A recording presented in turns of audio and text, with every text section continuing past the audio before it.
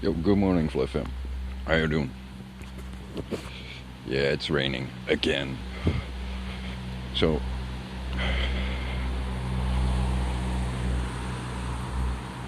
yesterday I had a conversation about war, and there is a troublesome observation to be made in history.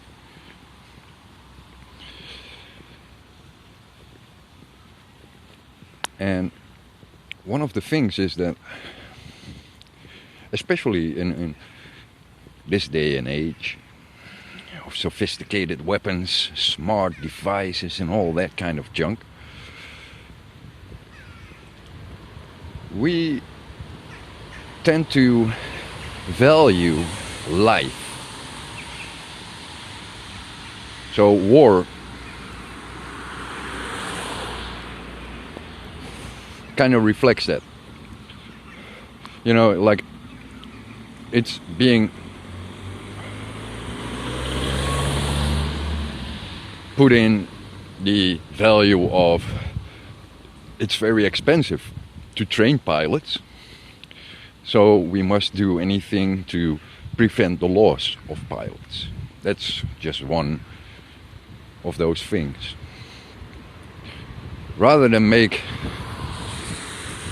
flying simple and put any idiot in a plane and make him fly, they make it a very hard thing to do, which is totally stupid. You know, any idiot can drive a car, so any idiot should be able to fly a plane. But they make it very, they put the bar up high, so the pilots have become expensive. So that's one thing. The other thing is that if you're like an infantry soldier or a soldier in general, if you're a pilot or a sailor or a tank driver or whatever, you have to be trained at first on how to die, because that's your purpose.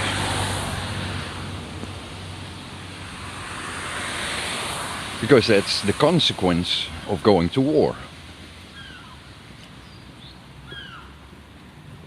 You know, you prepare for the worst.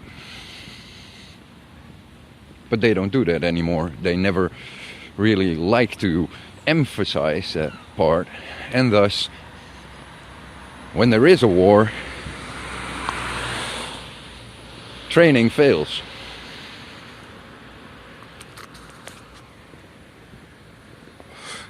Especially in the side that neglected to think about dying.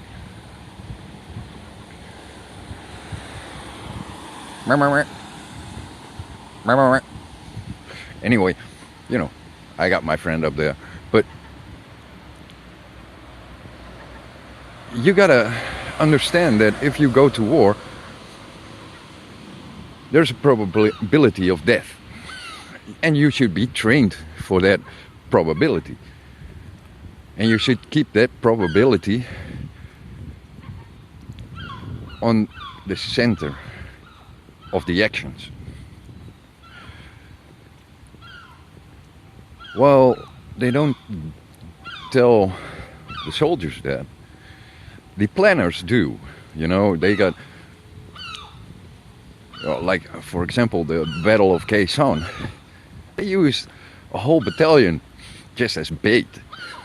They were written off from the get-go. Same as the guys in the trenches in the World War One.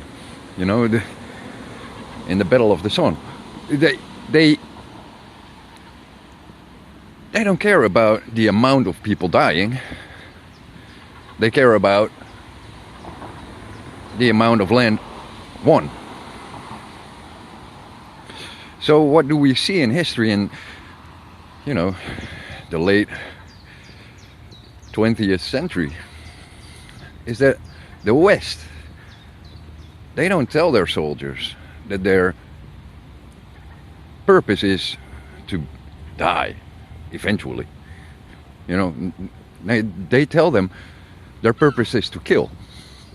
Well, sure, that's one.